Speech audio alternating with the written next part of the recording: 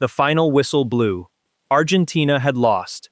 Messi stood in the middle of that pitch at 39 years old, and there is a real chance the world just watched him play his last World Cup match ever. Silence, heartbreak, a trophy handed to someone else. And then, hours later, the last person anyone expected spoke up. Jose Mourinho, the man who built his entire coaching legacy on stopping Messi, who spent 20 years designing tactical traps with one single purpose: neutralize him before he destroys you. That man broke his silence. And he didn't offer a polite compliment. He delivered a raw, almost furious defense of Messi that is now ripping through football media everywhere. Stick with me to the end of this video, because his final sentence about Messi is the kind of line that gives you chills the moment you hear it. First, the wound has to be understood before you can understand the reaction to it. Spain beat Argentina 1-0 last Sunday at MetLife Stadium, crowning La Roja the 2026 World Cup champions in front of the entire world. For Argentina, this was the brutal ending to a 50-day journey that began with dreams of back-to-back titles and finished in complete silence. Julian Alvarez, who fought his way from the bench back into the starting lineup and scored a career-defining goal against Switzerland in the quarterfinals, was one of the first to speak. On Instagram, he wrote, "Eternal thanks to all Argentines for their constant presence with us. They kept encouraging, supporting, and believing in us until the end." He admitted the team had dreamed of winning it twice in a row, but said that no matter the result, what they lived through together would never be forgotten. He closed with a promise that's now become a rallying cry for Argentine fans everywhere: "We will rise again." It was a graceful goodbye to the tournament. But it wasn't the end of the story. But grief wasn't the only thing spreading through Argentina that night. A firestorm was breaking out, and it had nothing to do with the scoreline. FIFA named Spain's Rodri the best player of the 2026 World Cup, and Argentine newspaper TYC absolutely refused to let that decision slide quietly. Their argument cuts deep. How do you name someone the tournament's best player when his own coach substituted him off in the 99th minute of the final, while Spain was already down a man, for a player, Zubamendi, who hadn't played a single minute in the entire tournament before that? TYC didn't hold back, essentially accusing FIFA of avoiding controversy by disrespecting a legend instead.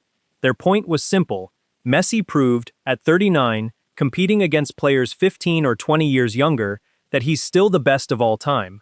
And it's very hard to justify handing the game's top individual honor to a player his own manager viewed as replaceable in the single biggest moment of the tournament.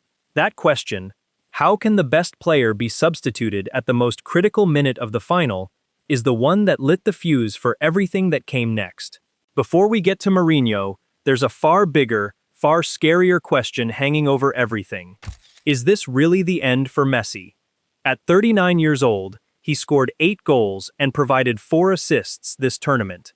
Numbers that would be remarkable for a player in his 20s, let alone someone in what may be the final act of his international career.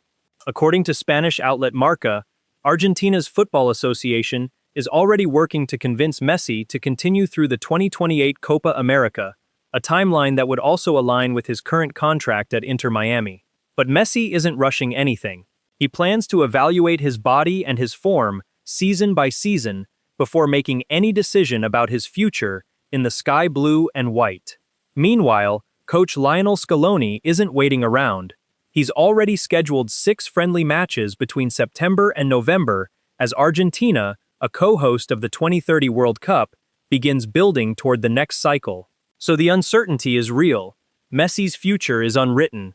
And that's exactly the backdrop that makes what Mourinho said next hit so hard. And now, here it is. The moment this entire video has been building to. Jose Mourinho, a coach who spent 2 decades of his career designing tactical systems for one purpose alone: to neutralize Lionel Messi, someone who knows exactly what it costs to stand across from him, stepped into the spotlight and said, out loud, what millions of people were only thinking in silence. His message was clear. The Best Player award at this World Cup should have carried one name, and one name only: Lionel Messi. He was careful to make sure this wasn't read as an attack on Rodri. He said he respects Rodri deeply and that his performance within Spain's system was disciplined and important. But for Mourinho, the real question wasn't about Rodri's quality, it was about the criteria used to choose the best player in an entire tournament. And when he laid out the numbers, it's hard to argue. Messi was named man of the match in 6 of his 8 matches. 8 goals, 4 assists, 12 goals bearing his direct mark on the tournament, and he did it all at 39 years old, going up against hundreds of players at the physical peak of their careers. Mourinho's point was almost personal. He said he tried for years to stop Messi, that he built entire game plans around him alone, and that he knows, not from theory, but from experience, exactly what it feels like to face a player who can dismantle everything you've built in a single second. He said plainly, he has never faced anyone like Messi in his entire career. Then came the emotional core of his message. Mourinho argued that Argentina reached the final because of Messi, not as sentiment, but as a cold tactical fact. Take him off that roster, he said, and be honest about how far this team actually goes. That, to him, is the real definition of a tournament's best player, not someone who simply plays well inside a strong team, but someone who makes his team stronger than it has any right to be. He didn't stop there. Mourinho said individual awards exist to measure something different from the team trophy altogether, and if the award is just going to follow the winning captain automatically, there's no point in having it at all. To him, giving it to Messi wouldn't have been charity.